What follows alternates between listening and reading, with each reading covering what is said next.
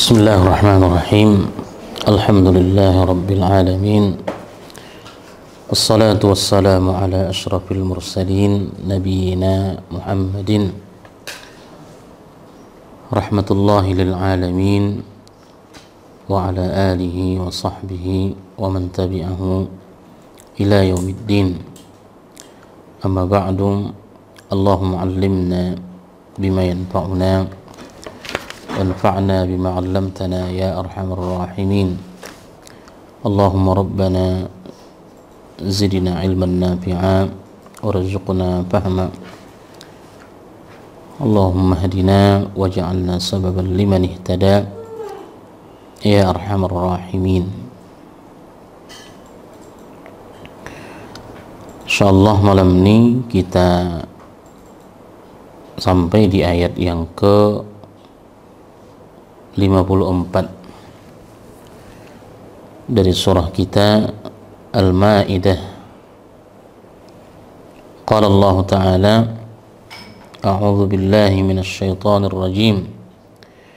Bismillahirrahmanirrahim. Ya ayyuhalladzina amanu man yartadda minkum 'an dinihi فسوف يأتي الله بقوم يحبهم ويحبونه أذلة على المؤمنين أعزة على الكافرين يجاهدون في سبيل الله ولا يخافون لومة لائم ذلك فضل الله يؤتيه من يشاء Wallahu wasi'un alim. Wahai orang-orang yang beriman, barang siapa di antara kalian yang murtad dari agamanya, maka kelak Allah akan mendatangkan suatu kaum. Dia mencintai mereka dan mereka pun mencintainya. Mereka bersikap lemah lembut terhadap orang-orang yang beriman, tetapi bersikap tegas terhadap orang-orang kafir. Mereka senantiasa berjihad di jalan Allah, dan mereka tidak takut kepada celaan orang-orang yang suka mencela. Itulah karunia Allah yang diberikannya kepada siapa yang dia kehendaki, dan Allah maha luas dan maha mengetahui. Ayat ini seperti telah kita sampaikan pada pertemuan yang lalu, bahwa ayat ini satu tahdzir, peringatan keras dari Allah Subhanahu wa ta'ala terhadap kita orang-orang beriman, bahwa salah satu efek buruk yang akan muncul bagi seseorang yang menjadikan orang-orang kafir, Yahudi, Nasrani sebagai aulia, dengan makna-makna yang sudah kita jelaskan pada minggu yang lalu, maka dikhawatirkan orang-orang yang seperti itu akan keluar dari agama Allah yang disebut dengan murtad. Makanya kata para ulama, murtadnya seseorang dari agama Allah itu bukan sekaligus, ya, tapi dia tadrij, berproses. Sebagaimana jatuhnya seseorang kepada maksiat itu bukan sekaligus langsung jatuh, tapi berproses. Makanya kata para ulama, salah satu yang dikhawatirkan bagi mereka yang bermualah terhadap orang-orang kufar, menjadikan mereka sebagai teman setia, menjadikan mereka sebagai pemimpin, menjadikan mereka orang-orang yang kita percayai, kita sampaikan kepada mereka rahasia-rahasia kita, ya, maka ini semua akan bisa menjadikan seseorang dengan lambat atau cepat, ya, murtad. Nauzubillah. Dan karena itulah setelah pelarangan bermualah menjadikan orang-orang kafir sebagai aulia itu, maka Allah tegaskan di ayat kita malam ini, wahai orang-orang yang beriman, kata Allah, barang siapa yang murtad di kalian, mayyartadda minkum, siapa yang murtad, minkum di antara kalian, an dinihi, dari agamanya,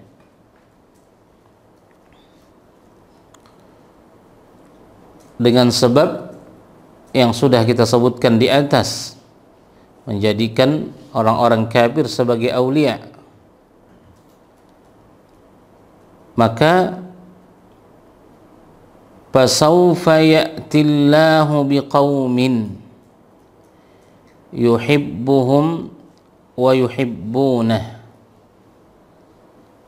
maka kelak Allah Subhanahu wa ta'ala akan mendatangkan satu kaum di mana kaum tersebut yuhibbuhum, Allah mencintai mereka, wa yuhibbunah, dan mereka pun mencintai Allah.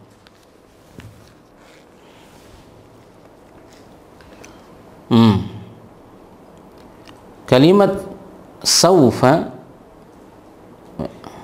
fasaufa, ini menunjukkan masa akan datang, walau masa itu kata para ulama agak lambat sedikit bila dibandingkan dengan sin, ya.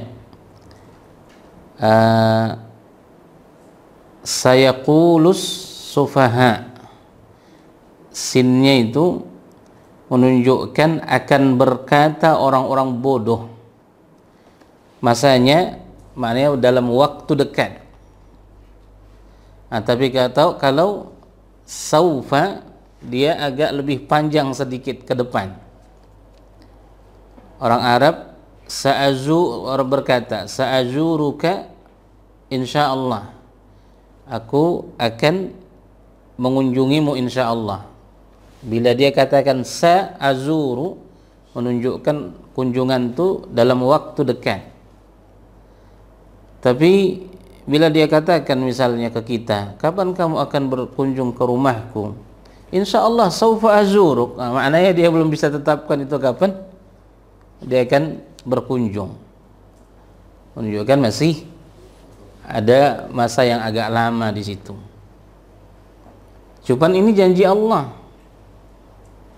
Fasaufa ya'tillah, maka Allah akan mendatangkan. Ini janjinya. Dan bila Allah berjanji, la yukhliful mi'ad, dia tidak pernah menyalahi janjinya. Pasti apa yang Allah ungkapkan di sini itu pasti. Ya, pasti. Fasaufa ya'tillahu biqaumin, pasti Allah akan mendatangkan satu kaum, bukan satu orang. Ya, tapi qaum menunjukkan, kata para ulama, agama Allah ini akan senantiasa terpelihara, akan senantiasa terjaga, ya,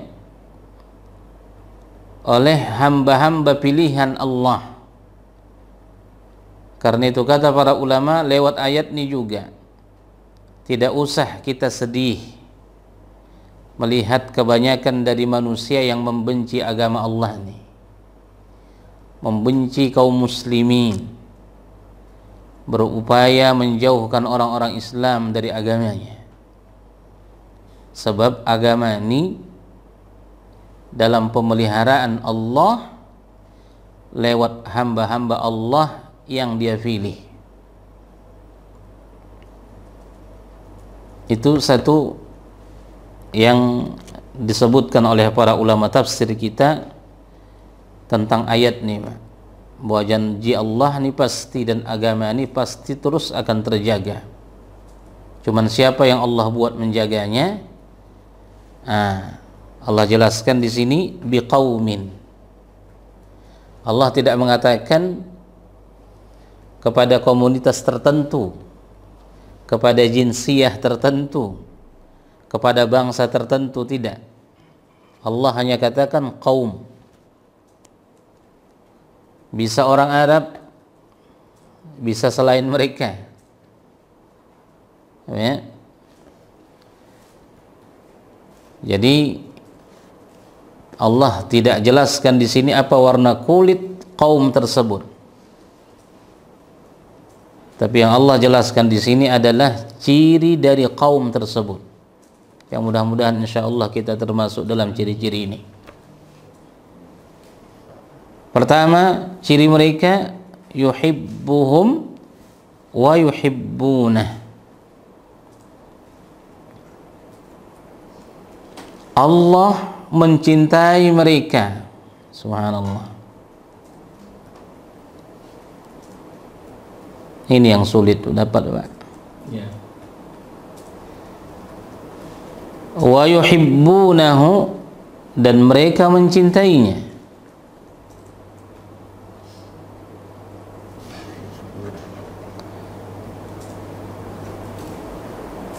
Baik.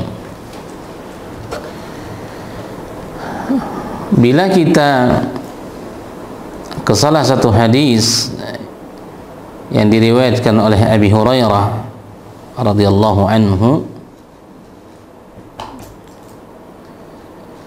dan hadis ini ada dalam Sahih Bukhari dan Muslim,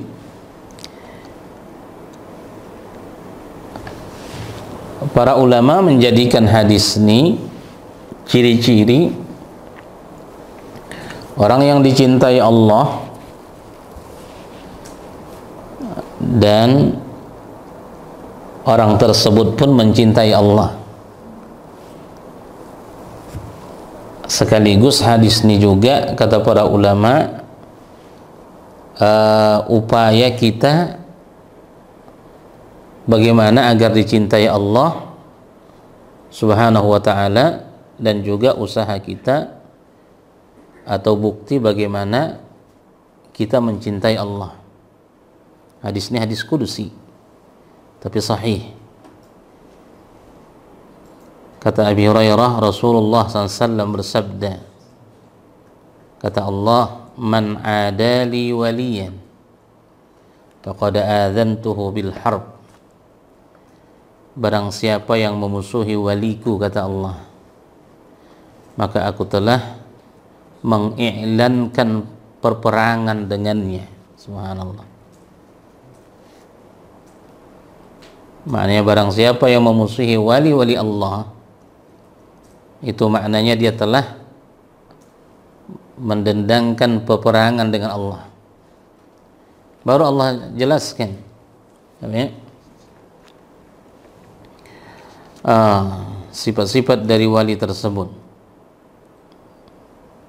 Kata Allah tentu lewat lisan Nabi SAW, karena hadisnya hadis kursi, ya, bahwa senantiasa seorang hamba mendekatkan diri kepadaku dengan sesuatu yang lebih aku sukai dan cintai, kata Allah,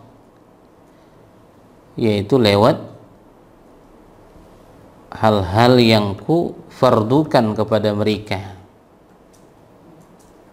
Ya, maknanya amalan-amalan yang sifatnya wajib. Kata Allah dalam riwayat ini, dalam hadis ini, hadis kudusi ini, bahwa salah satu amalan yang paling Allah sukai, ya, yang dilakukan oleh seorang hamba untuk mendekatkan diri kepada Allah adalah amalan wajib,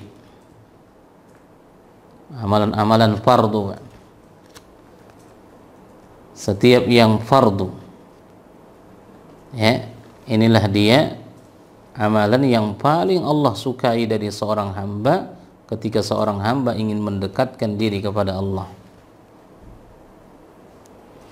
Baru kata Nabi, wala yazalu abdi, kata Allah dalam hadis kudus ini, dan senantiasa seorang hambaku mendekatkan diri kepadaku dengan yang sunnah-sunnah, hatta uhibbah, hingga aku mencintainya.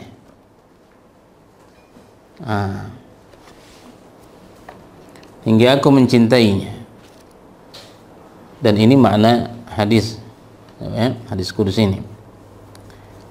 Dari sini kata para ulama kita bahwa salah satu ciri-ciri orang yang dicintai Allah itu adalah mereka yang memperhatikan amalan-amalan sunnahnya, ya. Dan tentu masalah yang wajib tidak kita ragukan lagi, kan?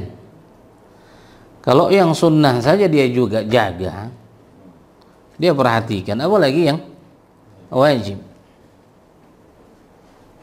Itu dia. Baru Allah katakan dalam hadis kudusi tersebut, dan barang siapa yang telah kucintai, apa kata Allah, maka aku telah telinganya yang dengan itu dia mendengar, ya kan? Akulah matanya yang dengan itu dia melihat, akulah tangannya yang dengan itu dia bertindak, akulah kakinya yang dengan itu dia melangkah. Maksudnya apa kata para ulama? Gerak-gerik dia itu terjaga dari hal-hal yang Allah murkai. Makanya amalan-amalan ibadah kita ini, Bapak sekalian, kata para ulama, itu menjaga kita. Bahkan bukan menjaga kita saja, menjaga keluarga kita, Pak, menjaga harta kita. Itu dia.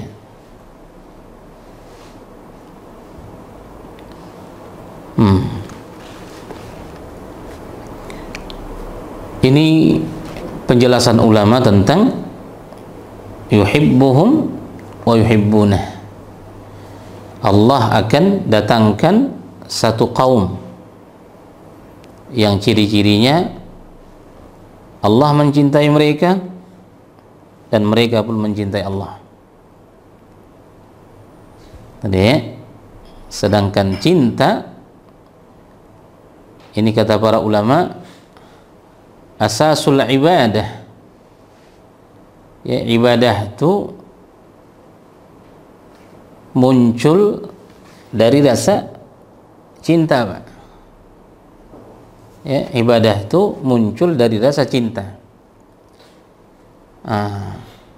Karena itu kata ulama kita, yang musibah bagi seorang hamba adalah apabila kebaikan-kebaikan yang dia bangun itu karena ada. Karena ada, apa ada?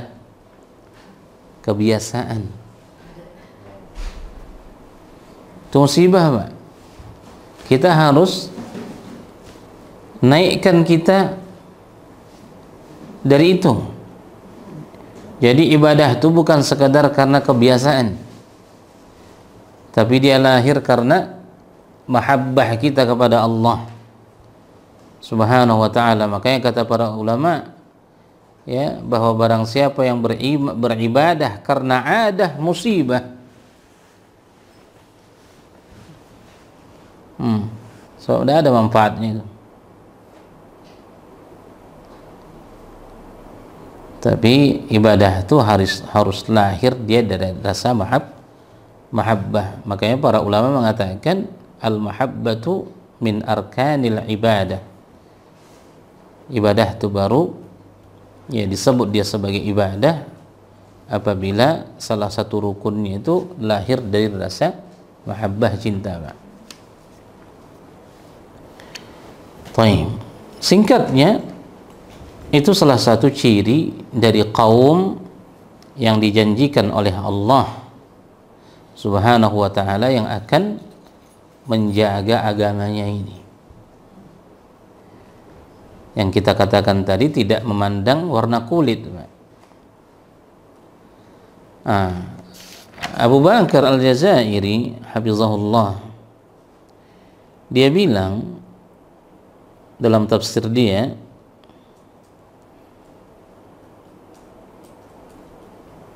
bahwa ketika turun ayat ini,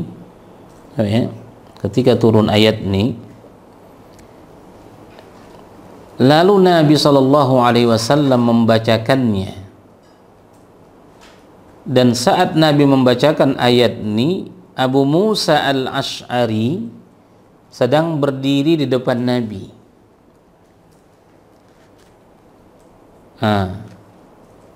Sedang berdiri di depan Nabi. Langsung ketika Nabi SAW membaca ayat ini, Nabi menunjuk kepadanya, kepada Abu Musa al-Ash'ari. Dan kata beliau, Abu Bakar Al-Jazairi, wa fi'lan ba'da wafatir Rasul, setelah wafat Nabi SAW, ja'al Ash'ariyun, maka datanglah sekelompok Ash'ariyun dari Yaman yang memeluk Islam dan bagus keislaman mereka, mencintai Allah, dan Allah pun mencintai mereka. Maknanya isyarat Nabi kepada Abu Musa mengatakan, wa qala qaum hadza, kaum orang ini, ya.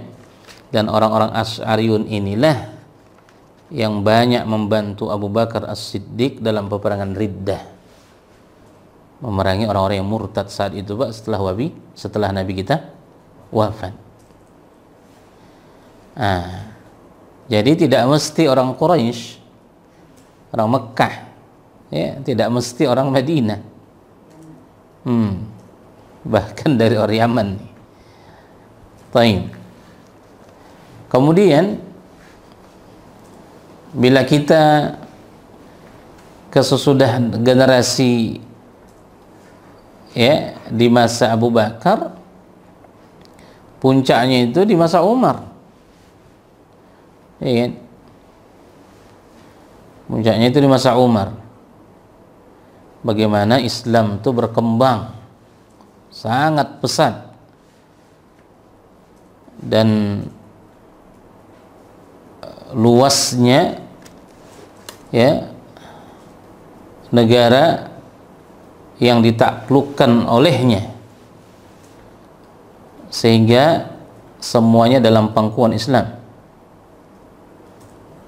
Demikian di masa Utsman sampai Ali dan seterusnya. Wafat generasi sahabat digantikan oleh tabi'in. Ini kaum-kaum yang dimaksudkan dalam ayat ini. Dan kalau kita tengok para tabi'in pun bukan semua orang Arab, ya, Pak.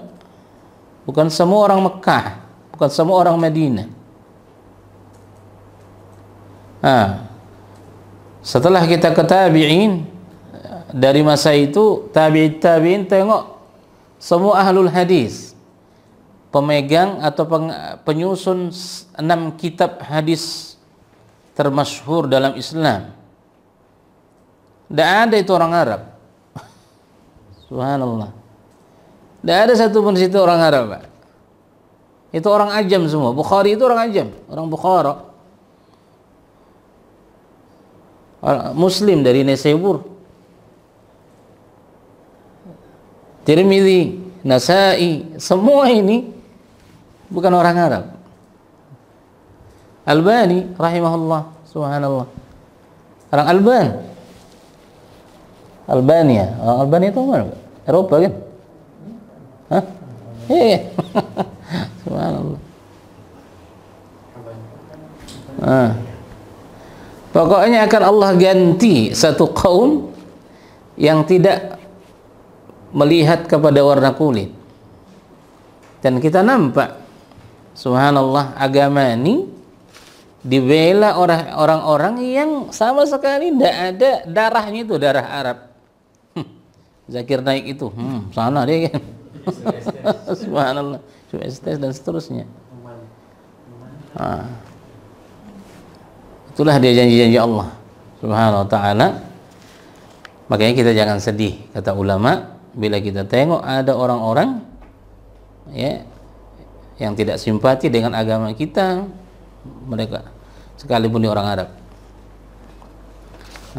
Kenapa? Ini janji Allah. Allah akan ganti kaum yang mencintai yang Allah cintai mereka dan mereka pun mencintai Allah. Itu sifat pertama. Sifat kedua, adzillatin 'alal mu'minin. Mereka bersikap lemah lembut terhadap orang-orang beriman. Ya. Dan sekaligus keras, tegas ya terhadap orang-orang kafir. Jadi dua sifat ini ya harus ada. Lemah lembut terhadap orang beriman, tegas terhadap orang kafir. Bukan sebaliknya. Bukan sebaliknya. Dengan orang kafir baiknya minta ampun. Dengan orang kafir, dengan orang muslim, itu terbalik. Ini sifat orang siapa, Pak? Orang munafik. Ya kan? Ini sifat orang-orang munafik. Sya'rawi rahmatullahi alaih, dia katakan ketika dia tafsirkan ayat ini menunjukkan bahwa seorang mukmin tidak boleh satu warna sikapnya. Ya, dalam setiap keadaan dia harus punya sikap. Ya. Dengan orang beriman, lin, dia bilang, mana adzillah, lemah lembut. Memang itu tepatnya. Tidak boleh keras, tidak boleh kasar. Sekalipun dalam menasihati orang, tidak boleh kasar. Harus kita tunjukkan zillah, adzillah, kelembutan terhadap mereka.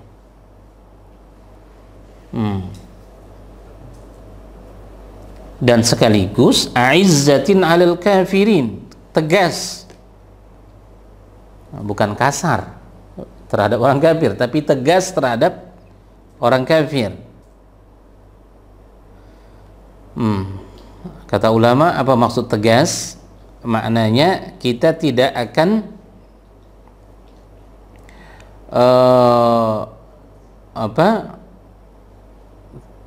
tidak akan tasamuh dengan mereka dalam soal-soal yang prinsip, khususnya masalah akidah.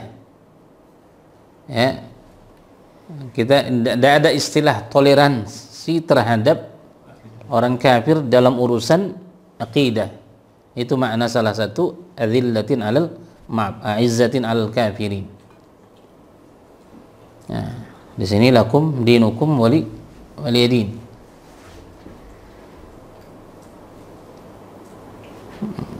Itu dia.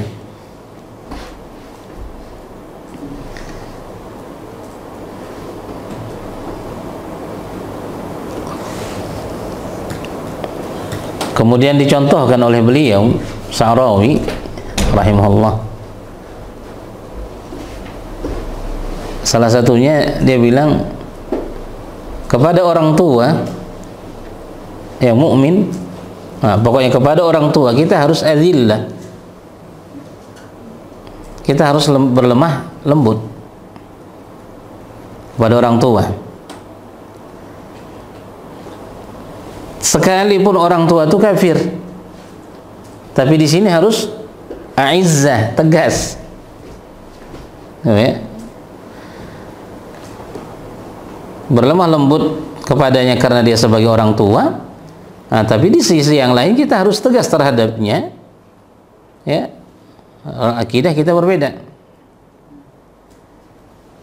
Jadi ini sifat berikutnya, yaitu azillatin 'alal mu'minina a'izzatin 'alal kafirina. Baik, dan salah satu bentuk ketegasan seorang beriman terhadap orang kafir itu dilihat dari salah satu amalannya, yaitu yujahiduna fi sabilillah. Ya, berjihad di jalan Allah. Yujahiduna, senantiasa mereka berjihad di jalan Allah Subhanahu wa ta'ala. Dan kalau dikatakan jihad fi sabilillah di dalam Islam, itu bukan hanya qital, bukan hanya perang, ya. Tapi dikatakan jihad di jalan Allah, maknanya bukan lewat mengangkat senjata saja, tapi bisa lewat pena, ya, bisa lewat lisan. Nah, ini bentuk-bentuk jihad, lewat sedekah kita dan seterusnya, yang tujuannya untuk li'ila'i kalimatillah, meninggikan agama Allah ini, khususnya dari orang-orang kafir yang membenci agama ini. Ya, tidak boleh hanya kita lawan mereka dengan senjata, tapi harus kita lawan mereka juga lewat lisan dan tulisan kita. Ya, dengan itu bisa mereka berubah. Karena kita tahu Bapak sekalian bahwa banyak orang-orang kafir ini betul-betul sangat benci terhadap Islam, ya, karena memang ketidaktahuan mereka. Apalagi ditambah informasi-informasi yang sampai ke mereka, baik lewat televisi dan seterusnya, yang semua ini adalah memburuk-burukkan Islam itu. Nah, makanya kita tidak heran ketika mereka mengetahui hakikat Islam itu, ya, mereka tercengang, tidak seperti yang mereka dapatkan dari informasi-informasi yang sampai kepada mereka. Nah, jadi jihad ini harus kita maknakan secara luas, ya. Karena kalau Quran, ya, menjelaskan jihad dalam bentuk peperangan, Al-Quran selalu memakai kalimat yuqatiluna fi sabilillah. Itu bedanya. Yuqatilu, jadi maknanya qital. Kalau qital memang berarti senjata. Tapi bila yujahiduna fi sabilillah, maknanya sini luas, bukan hanya senjata saja. Itu dia. Kemudian sifat berikutnya dari kaum yang akan dijanjikan oleh Allah Subhanahu wa ta'ala tersebut, yang akan menjaga agama ini, wala yakhafuna laumata laim, dan mereka pun senantiasa tidak akan takut dari celaan orang-orang yang mencela. Wala yakhafuna laumata laim.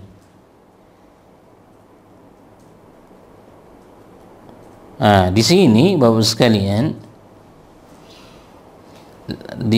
Allah sebutkan laimin, si pencela, ya. Dan ini juga kalimat ya, umum maksudnya. Celaan si pencela. Di sini nakirah, umum. Maknanya bisa saja celaan itu datang dari orang Islam. Tidak mesti kafir. Dan memang terbukti kan bahwa banyak orang-orang yang istiqamah dalam agama ini, ya, mereka tidak selamat dari lisan-lisan orang Islam.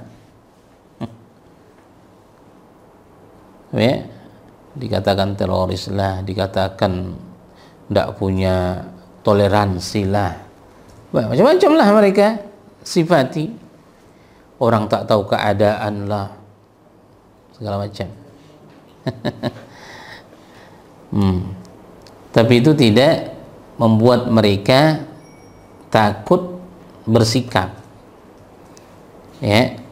Wala yakhafuna laumata laim.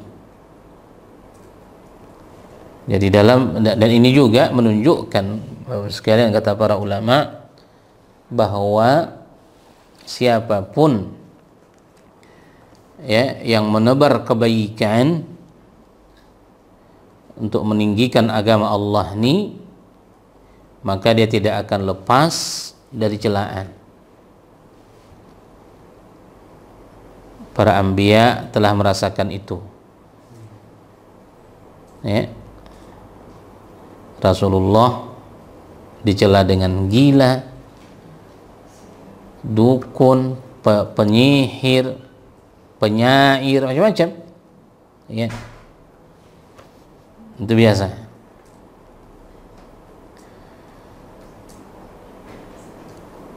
Bahkan kata para ulama, kalau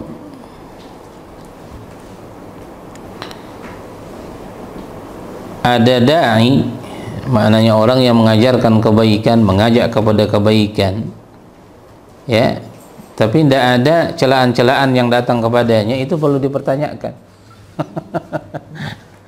Ya, mulus-mulus saja macam itu gitu kan.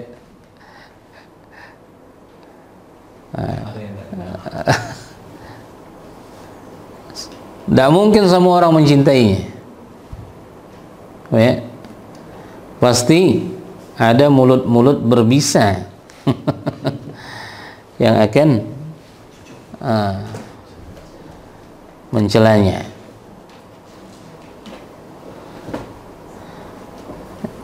Ini baru-baru ini salah satu ustadz kita, Ustadz Sunnah Khalid Basalamah, yang baru datang, ya, ceramah di salah satu kota di Jawa. Dibubarkan pengajiannya yang sudah dihadiri 10.000 orang, dan tajuk pengajian itu pun bagaimana membina keluarga sakinah. Siapa pembubarnya? Yang membubarkannya orang-orang Islam dengan alasan Wahabi dan seterusnya. Baru hari 3 hari lepas, Pak. Itu dia, sedih kita. Tapi memang begitu kata Syekh Khalid, memang inilah dakwah, dia bilang. Itulah dakwah. Ini baru diusir, baru diberhentikan pengajian tuh. Nabi kita dulu macam mana, dia bilang? Diusir, dilempar dan sebagainya. Jadi orang-orang yang seperti inilah ciri-ciri dari kaum yang dijanjikan Allah, yang Allah akan datangkan bila banyak dari kaum muslimin itu yang murtad dari agama, ya. Maknanya agama itu tidak akan hilang. Orang bisa hilang dari agama ini, tapi agama itu tetap. Ya, karena Allah menjaganya, Pak. Inna nahnu nazzalna dzikra wa inna lahu lahafizun. Selama Quran ini ada, dalam penjagaan Allah, selama itu pun agamanya akan tetap. Itu dia. Itulah dia 4 ciri. Yuhibbuhum wa yuhibbunah, azillatin 'alal mu'minina 'izzatin 'alal kafirin, yujahiduna fi sabilillah wa la yakhafuna lawmata laim. Dihitung oleh seluruh ulama itu 4, Pak. Karena yuhibbuhum wa yuhibbunah ini dihitung 1. Azillatin 'alal mu'minina 'izzatin 'alal kafirin ini dihitung 1. Tak boleh pisah nih. Tak boleh pisah. Tak boleh hanya sikap berlembut kepada orang beriman tapi tidak tegas kepada kafir. Harus kedua-duanya. Tegas kepada kafir, tapi tidak lembut terhadap orang beriman, tidak juga. Jadi harus 2 ini dihitung 1. Makanya 4. Dzalika fadlullahi yu'tihi man yasha. Itulah dia karunia Allah yang Allah berikan kepada siapa yang Dia kehendaki. Ini penegasan kita katakan bahwa Allah itu tidak memandang ras, kelompok, jinsiyah, kebangsaan dan seterusnya, tapi may yasha, siapa yang Dia kehendaki. Jadi kalau kita tengok pejuang-pejuang Islam kita dari dulu sampai sekarang dan akan datang, bervariasi. Bahkan kalau kita tengok dari kurun tabi'in dan masa akhir tabi'in, rata-rata ulama ahlu hadis, ahlul Quran itu adalah mawali. Mawali itu maksudnya bekas hamba-hamba sahaya yang dimerdekakan. Sampai dulu siapa khalifah di Bani Umayyah, Malik bin Marwan, sampai dia terheran-heran ketika salah seorang ulama dia tanya, siapa tokoh-tokoh agama atau ulama-ulama di negeri-negeri yang yang di bawah kekuasaannya saat itu, Bani Umayyah. Dikatakan oleh ulama yang saya lupa sekarang ulama yang dia tanya itu, semua bahwa di negeri fulan ulamanya ini. Dia tanya, apakah dia orang Arab? Bukan, itu adalah bekas hamba sahaya. Jadi hampir semua negeri saat itu yang di bawah kekuasaannya ulamanya adalah berasal dari budak. Inilah kaum yang Allah kehendaki. Dulu ketika Malik bin Marwan kan dia dalam di dinasti Bani Umayyah kan banyak daerah-daerah lah, Syam. Ya, pusatnya dulu di Syam. Iya, negeri-negeri kecil itu dalam naungannya, dalam bawahannya, dalam pusat pemerintahannya. Di negeri-negeri itu dia tanyakan siapa ulama-ulama di situ. Semuanya adalah orang yang bukan berasal dari bangsa Arab, bahkan mereka dari segi status sosial dari orang-orang yang dimerdekakan. Itu dia. Ibnu Sirin misalnya. Sirin itu kan hamba sahaya milik Dedi Anas. Dia merdekakan.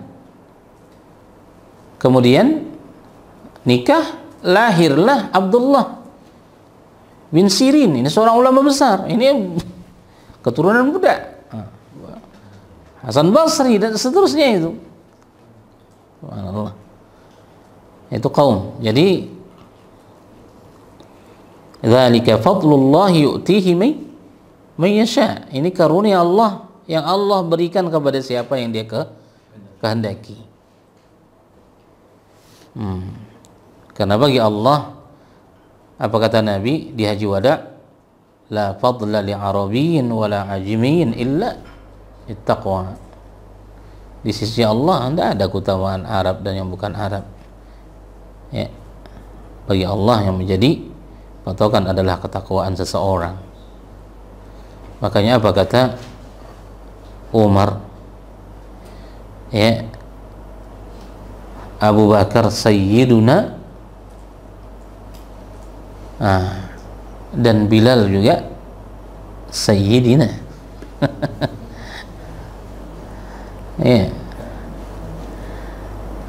Abu Bakar itulah junjungan kita, ya, sayyiduna, ya, ini penghulu kita, tokoh kita.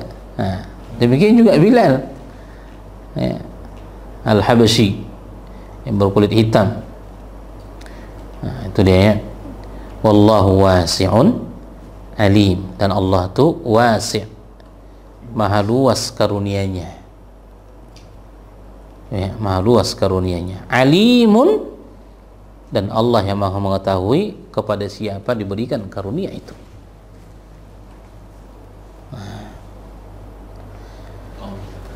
Baru Allah tegaskan balik, innama waliyukumullah, sesungguhnya wali kalian itu adalah Allah.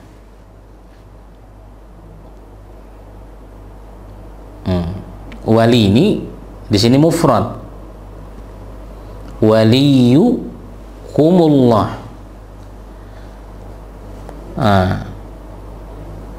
Dia jamak, wali ini kan jamaknya aulia. Jadi apa yang kita jelaskan minggu lalu, makna wali, aulia, itu juga di sini. Jadi yang sesungguhnya yang harus kita cintai, yang harus kita bela, yang harus kita jadikan apa, penolong kita, waliyukumullah, itu Allah subhanahu wa ta'ala, wa rasuluhu, dan rasulnya, walladzina amanu, dan orang-orang yang beriman. Ini aja. Karena dengan inilah izzah itu akan kita dapatkan, kejayaan, kemuliaan itu, dengan berwalikan kepada Allah, Rasul, dan orang-orang beriman.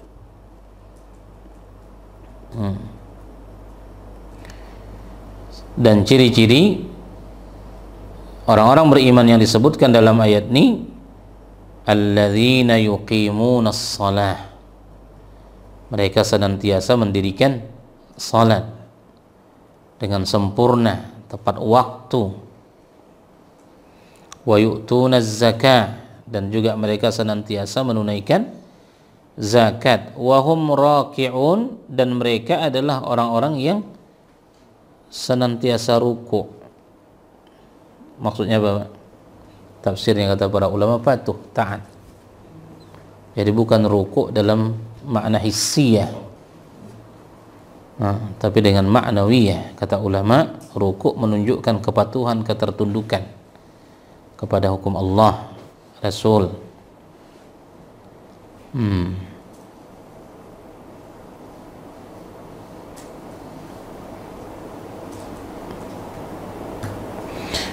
Kemudian Bapak sekalian, kalau kita tengok ungkapan ahli tafsir di ayat ini, waw ini waw hal.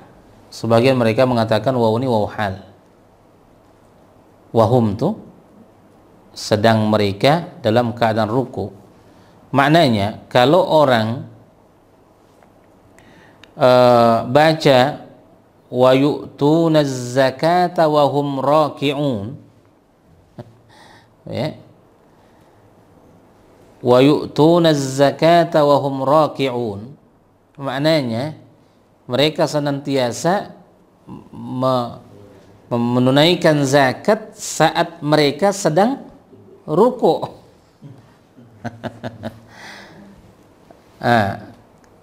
Penafsiran seperti ini, seperti yang saya sebutkan, mereka tunaikan zakat, tapi mereka sedang sholat saat ruku.